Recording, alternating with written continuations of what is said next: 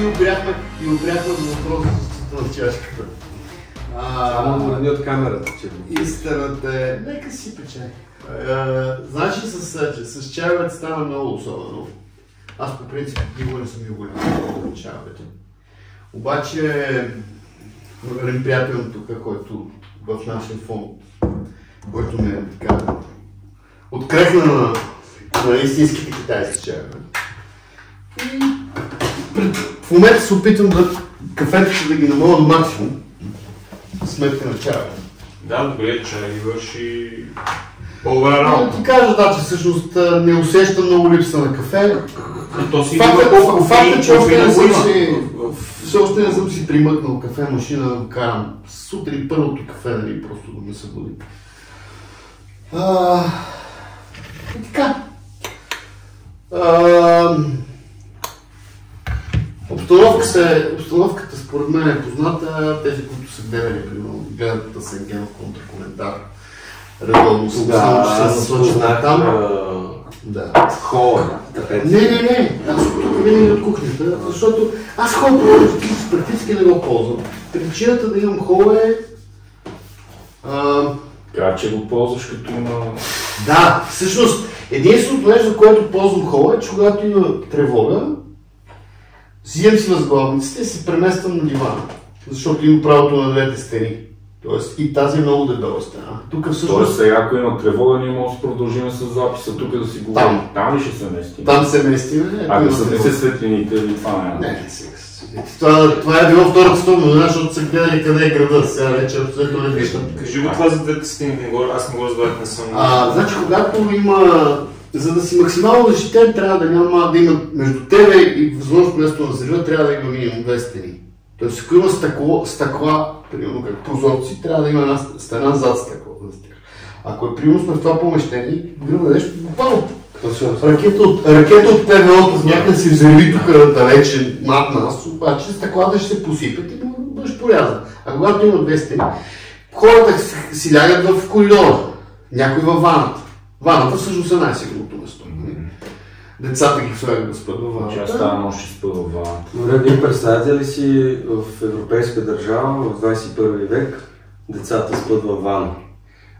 Да ти кажа, децата спът във вана пак е добре, защото едно известно време децата спяха по мазетата. и не само. Ужас е, утре ще, като дойдете на гости в офиса, ще разкажа повече за нашия фонд. Буквално първата ни задача, която свърших, беше конструирането практически на детска бронежилетка. Тя с твоя по-различно трябва да е олекотена или какво? Не можеш да използваш бронежилетка. Имам 3-годишна дъщеря и съм разбрал едно нещо на детето, но особено когато е оплашено. Да му сложиш нещо през главата. Стандартите бронежилетки се слагат през главата. Тази жилетка се слага като спасителна жилетка на лодка. Тя се слага отпред. Като яки се едно второ. Всъщност идеята беше, че аз като всеки един средно интелигентен човек, имащ умен телефон, първото нещо, което направих е написах Google детска бронежилетка и се оказа, че всъщност има някакви фешън модели в щатите, обаче всъщност никой не прави серия от детски бронежилетки. И ще видите утре ние в нашия фонд 500 комплекта каски и жилетки за евакуация на деца от префронтовите зони. Има една от националната полиция, Бели ангели, се казва, специално подразделение, което с това се занимава. Те са към ювеналната полиция в Украина. Не знам в България дали има ювенална полиция, мисля, че по-скоро. Аз не съм чул, не знам какво е това. ДПС е детска педагогическа стая. Не е същото, ама... Не, ювеналната полиция по-скоро гледа за правата на децата, а не за да ги дърпа за очите, дали, как се отглеждат и така нататък. Тук се отделя внимание на въпроси с децата, но ще видите, утре ще разказват от тази тема на медици, сега теоретически трябваше да ги посрещне един мой колега, който е Кирил, който е управител на фонда, обаче той замина за Краматорск един бус, който всъщност е купил в България, само че с пари, мисля, че на фонда. Стар инкасаторски бус италиански. Инкасото, както да. Мечтата да думнеш инкасо.